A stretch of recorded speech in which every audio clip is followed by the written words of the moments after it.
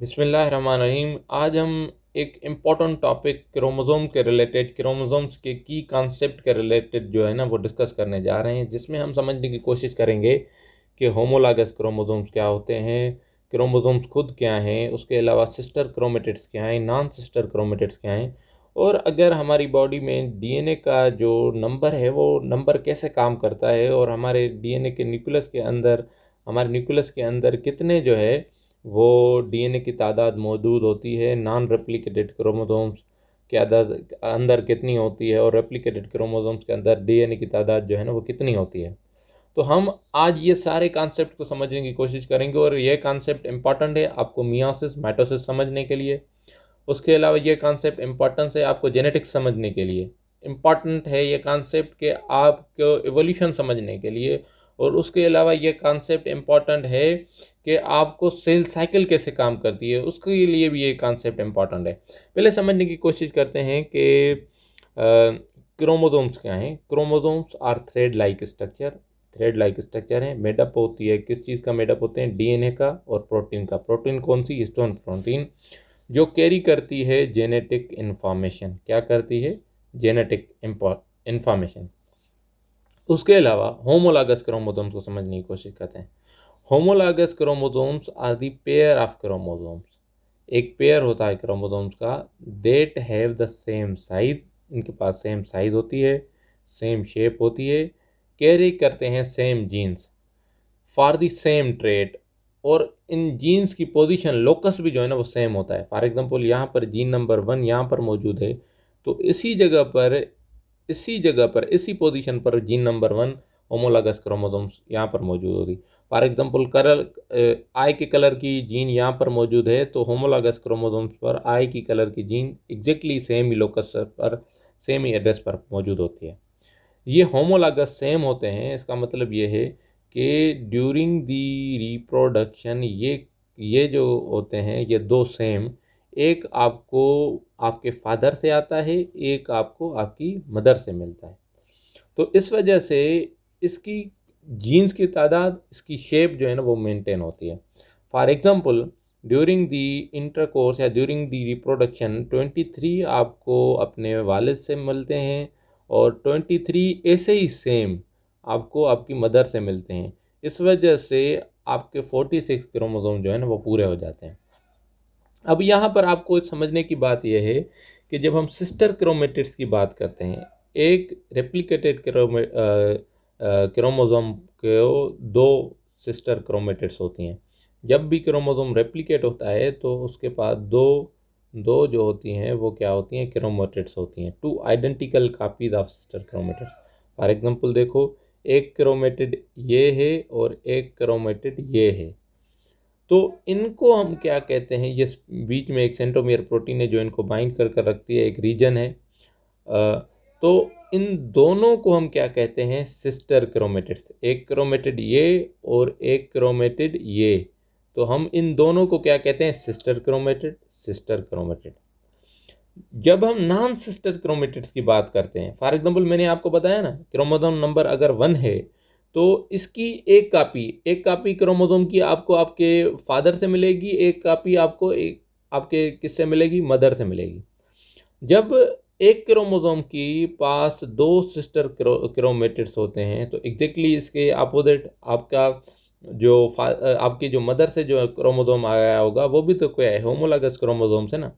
मगर जब हम इनको क्रॉस में काउंट करने की कोशिश करेंगे, क्या काउंट करने की कोशिश करेंगे? क्रॉस में काउंट करने की कोशिश करेंगे, तो एक क्रोमेटिड इसकी लेते हैं और एक क्रोमेटिड इसकी लेते हैं, तो हम इसे क्या कहते हैं? Non sister chromatids.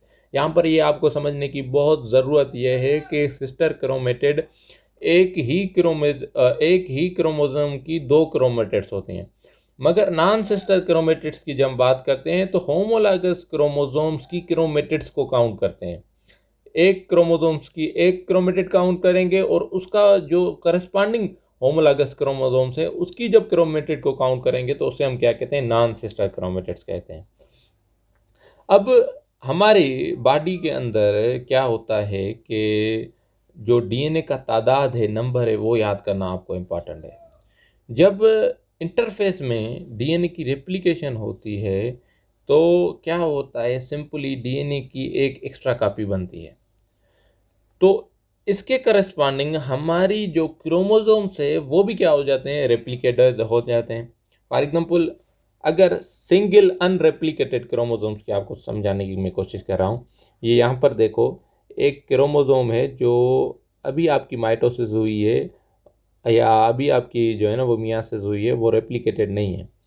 तो ये क्या होगा, सिंगल अनरेप्लिकेटेड क्रोमोसोम होगा। इसके पास क्या होगी, एक क्रोमेटिड होगी। अब ये इंटरफेस की मैं बात कर रहा हूँ। और यहाँ पर इसके ऊपर फॉर एग्जांपल कंसीडर कर लें एक डीएनए का मॉलिक्यूल, तो डीएनए का कंटेंट क्या हो गया, 1C हो गया। अब एस फेज में, इंटरफेस के एस फेज में हमारे क्रोमोसोम्स की रेप्लिकेशन होती है। फॉर एग्जांपल आप कंसीडर करें कि एक डीएनए की रेप्लिकेशन होती है। जब डीएनए की रेप्लिकेशन होगी तो ये 2 सिस्टर क्रोमेटिड्स बन जाएंगी इसकी। अब क्या बन जाएंगी, 2 सिस्टर क्रोमेटिड्स। एक डीएनए का मॉलिक्यूल इस क्रोमेटिड के पास होगा, एग्जैक्टली सेम डीएनए का मॉलिक्यूल इस क्रोमेटिड्स के पास भी होगा। अब क्या होगी, 2 आइडेंटिकल डीएनए का मॉलिक्यूल, डीएनए कंटेंट कितना हो जाएगा, 2C। अगर आपके पास 46 रेप्लिकेटेड क्रोमोसोम्स हैं, कितने क्रोमोसोम्स हैं, रेप्लिकेटेड। अब हम इसकी भी बात करते हैं, 46 ये वाले हैं। अगर इनमें एस फेज नहीं हुआ तो आपकी 46 क्रोमोसोम्स होंगे और 46 आपका क्या होगा, डीएनए के मॉलिक्यूल होंगे, डीएनए के मॉलिक्यूल हैं। अब जब रेप्लिकेशन हो गई तो एक क्रोमेटिड इसने क्रोमोसोम ने क्या बना ली, एक्स्ट्रा बना ली। तो 46 क्रोमोसोम और 90 जो है ना वो कितने हो जाएंगे, 92 डीएनए के मॉलिक्यूल हो जाएंगे। क्या हो जाएंगे, 92 डीएनए के मॉलिक्यूल। जब अब इसमें जब डिवीजन होगी, अब माइटोसिस जब इसमें परफॉर्म होगी तो इसमें डीएनए का कंटेंट हाफ हो जाएगा। माइटोसिस में डीएनए का कंटेंट हाफ हो जाएगा। 46 92 जो है ना वो 92 से हाफ हो जाएंगे तो 46 बन जाएंगे। तो अब यहाँ को मैं क्विक समरी देता हूँ। क्रोमोसोम्स क्या करते हैं, जेनेटिक इन्फॉर्मेशन को कैरी करते हैं। होमोलॉगस क्रोमोसोम्स ऐसे क्रोमोसोम्स होते हैं जो आपको एक आपके पेरेंट से मिलता है, एक आपको आपकी मदर से मिलता है। सिस्टर क्रोमेटिड्स की बात करते हैं जब क्रोमोसोम्स में रेप्लिकेशन परफॉर्म हो। क्या परफॉर्म हो, रेप्लिकेशन। तो दोनों क्रोमेटिड्स को जब हम काउंट करेंगे तो हम क्या करेंगे, हम उनको क्या कहेंगे, सिस्टर क्रोमेटिड्स कहेंगे। सिस्टर क्रोमेटिड्स को पहचानने की ये साइन भी है कि दोनों एक ही सेंट्रोमियर से क्या होती हैं, अटैच होती हैं। नॉन सिस्टर क्रोमेटिड्स क्या हैं, कम फ्राम होमोलॉगस क्रोमोसोम। एक ये जो ना ये एक सेम सेंट्रोमियर से अटैच नहीं है। एक क्रोमेटिड इसकी काउंट कर रहा हूँ, एक क्रोमेटिड इसकी काउंट कर रहा हूँ। जब ये क्रॉस में काउंट करूँगा तो इसे हम क्या कहते हैं, नॉन सिस्टर क्रोमेटिड्स। डीएनए की कंटेंट की बात कर रहा हूँ तो नॉन रेप्लिकेटेड, जब रेप्लिकेशन नहीं हुई है डीएनए की तो एक सेल में 46 डीएनए के मॉलिक्यूल होते हैं। जब रेप्लिकेशन हो जाती है तो 92 डीएनए के मॉलिक्यूल्स होते हैं। अब आपको ये क्रोमोसोम्स का भी एक मैं यहाँ पर कॉन्सेप्ट समझा लूँ। हम इसको भी क्रोमोसोम्स कहते हैं, इसको भी क्रोमोसोम्स कहते हैं, भले वो रेप्लिकेशन हो या ना हो। इसको भी एक ही तस्वर करेंगे क्रोमोसोम, इसको भी एक तस्वर करेंगे। इस वजह से यहाँ पर भी 46 क्रोमोसोम होंगे, यहाँ पर भी 46 होंगे। मगर ये रेप्लिकेटेड क्रोमोसोम है, ये अनरेप्लिकेटेड क्रोमोसोम है, सिंगल क्रोमोसोम है। तो इसको भी हम सिंगल ही तस्वर करेंगे, एक ही इसको काउंट करेंगे और एक ही भी इसको काउंट करेंगे।